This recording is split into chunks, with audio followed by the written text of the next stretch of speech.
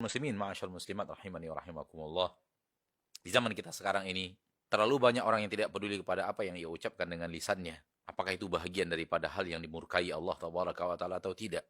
Manusia terlalu banyak melepaskan ucapan-ucapan yang pada akhirnya akan menyengsarakannya di akhirat. Ghibah, salah satu di antaranya. Menyebut sesuatu tentang saudara kita muslim dan muslimah, yang kalau sekiranya dia tahu kita membicarakan itu tentang dirinya, pasti dia tidak suka dan tidak senang, pasti dia akan murka. Sebagaimana yang dikatakan oleh Nabi SAW, apa itu ghibah? Nabi mengatakan, dzikruka akhaka bima yakrah. Engkau berbicara sesuatu tentang saudaramu, sesuatu yang tidak dia sukai. Alangkah banyaknya di zaman kita sekarang, ma'asyarul muslimin, ma'asyarul muslimat, saudaraku, saudariku, rahimani wa rahimakumullah, orang yang menggibahi saudaranya dan tidak peduli dengan ghibah yang keluar dari lisannya. Padahal Allah Tabaraka wa Ta'ala mengharamkan ghibah. Dan Allah turunkan ayat di dalam Al-Quran. وَلَا يَغْتَبْ بَعْضُكُمْ بَعْضًا. Dan jangan sebahagian kalian menggibahi sebagian yang lain. Jangan sebahagian kalian menggibahi saudaranya. Dan ini bahagian daripada hal yang harus kita hentikan. Kalau kita ingin keselamatan kita di dunia dan di akhirat.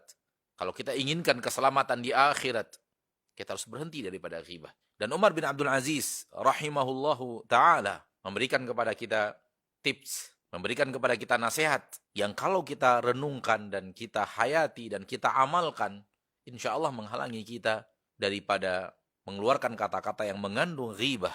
Umar bin Abdul Aziz rahimahullah berkata, "Man adda kalamahu min amalih, qalla kalamuhu illa fima nafa'." Barang siapa yang selalu menganggap ucapan yang dia ucapkan itu bahagian daripada amal yang akan dia pertanggungjawabkan di akhirat, maka niscaya ucapan-ucapan yang menjadi suatu yang sedikit kecuali dalam hal yang bermanfaat.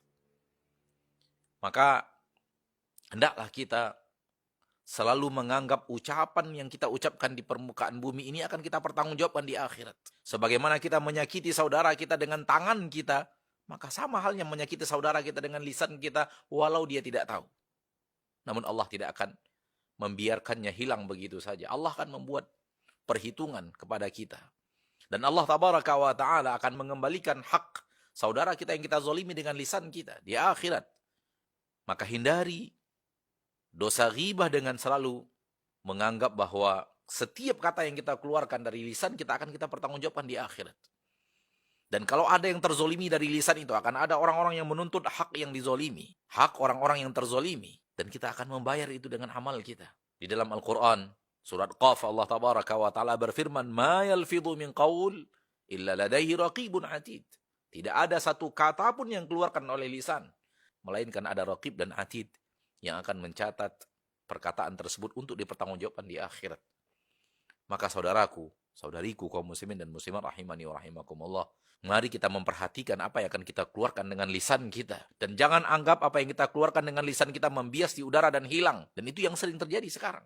Orang mengira apa yang dia ucapkan habis, membias di udara dan hilang begitu saja. Tidak. Tidak ada kata yang tidak tercatat. Tidak ada kalimat yang tidak ditulis oleh malaikat. Dan kalau di dalamnya terlalu banyak ghibah, terlalu banyak hal yang harus kita pertanggungjawabkan di akhirat. Dan terlalu banyak orang yang akan menuntut kita di akhirat. Yang akan kita bayar dengan amal saleh. Dengan ibadah-ibadah yang kita lakukan di permukaan bumi.